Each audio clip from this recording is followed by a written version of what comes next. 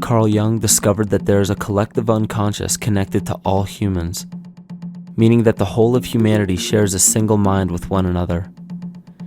This is evident in the world through accounts of shared mythology and symbols, the study of morphic fields, and with the science of kinesiology.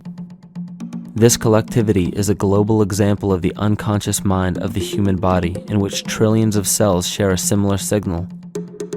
This parasite, called our false ego, requires a continuous flow of sustenance to survive. Food, fuel, and any other form of sustenance is energy. Human consciousness is an electromagnetic field of energy. When this potential energy is utilized, it then releases kinetic energy, which is used to perpetuate the false ego. This scenario occurs in the smallest parasitic organisms, all the way to a collective organism called humanity. A parasite will release chemicals that cause the host to crave the sustenance that the parasite needs to survive. As long as the host is unaware, it will keep feeding the parasite and starving itself. In a similar way, Wilhelm Reich stated that whole societies suffer from a psychosis caused by starving our organic biological impulses. He states that sexual suppression supports the power of the church, which has sunk very deep roots into the exploited masses by means of sexual anxiety and guilt. It engenders timidity towards authority and binds children to their parents. This results in adult subservience to state authority and to capitalistic exploitation. It paralyzes the intellectual critical powers of the oppressed masses because it consumes the greater part of biological energy. Finally, it paralyzes the resolute development of creative forces and renders impossible the achievement of all aspirations for human freedom. In this way, the prevailing economic system, in which single individuals can easily rule entire masses, becomes rooted in the psychic structures of the oppressed themselves.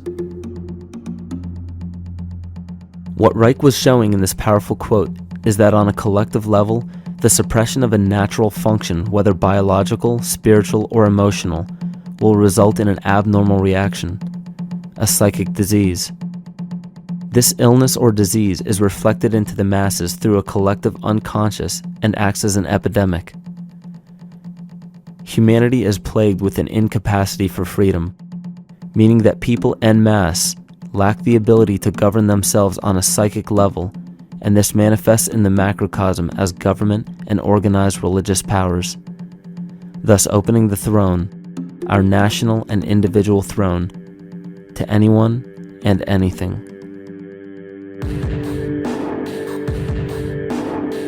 Enter the infamous rulers of the earth, the patriarchs of civilization, political, social, economic, and spiritual dictatorship, psychic tyranny. This simple illness within our psyche, this lack of responsibility and neglect of basic human freedom, has made way for every tyrant that has ever held rule over people on this planet.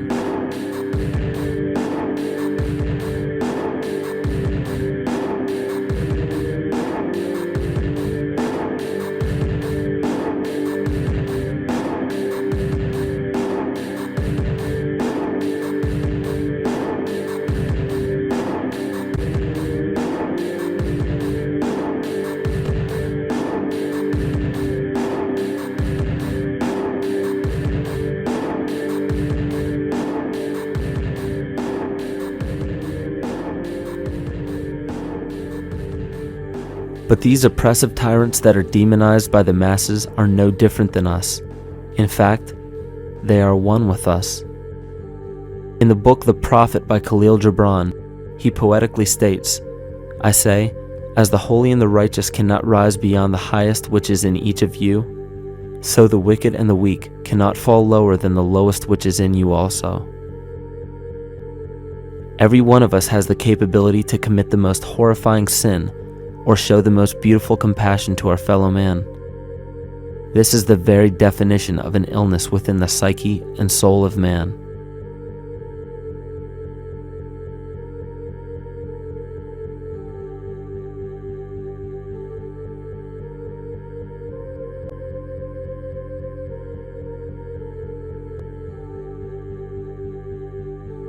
Think of any position of power that you believe to be above you.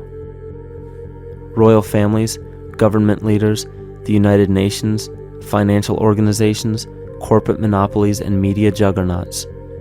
These are all facets of our false ego. They are the physical advent of our own sickness. They require our conscious participation, our conscious energy to survive. Because without our cooperation, without supplying them with the sustenance of complicity, they starve. Their very nature depends on our desire to be ruled, and a typical symptom of the illness among humanity today is our continuous denial of our illness. Repression. We consistently repress those qualities we choose not to accept about ourselves. This is why it is so difficult to see the false ego and its multiple manifestations for what they truly are.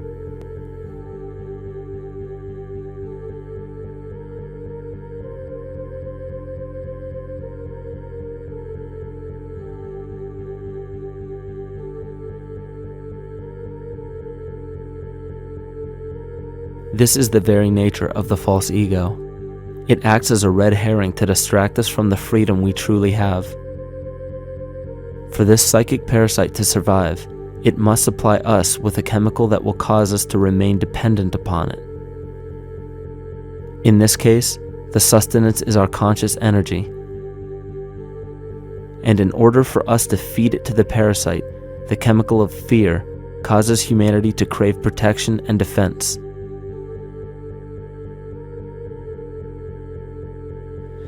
The functions of the body to survive can be broken down to two basic functions for any organism to survive. You have to be able to grow, maintain yourself, take care of your biology, but you also must be able to protect yourself, so that if you're just growing and you can't protect yourself, you'll become food for something else. So the survival involves a balance between growth and protection. Through the history of human civilization and through human evolution, we recognize that our nature is to be in a state of growth, and that our protection is only supposed to be used to, help us out of that threatening moment. You can't be in growth and in protection at the same time.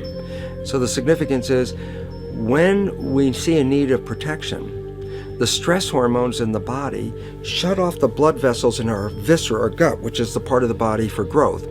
Well, the issue is, if you took the blood from the viscera and moved it out to the arms, then you left no blood in the viscera. That means no growth. But you're ready to fight. And when your fighting is finished, then the blood returns back to the viscera and you grow again. But in the world that we live in today, it's 24/7 fear.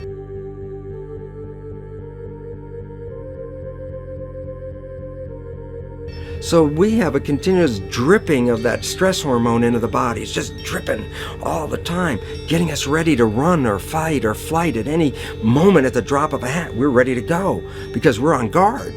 Well, the problem is, what does that mean about your allocation of energy? And it says, we're spending most of our energy in protection. You cannot survive if you're in protection all the time.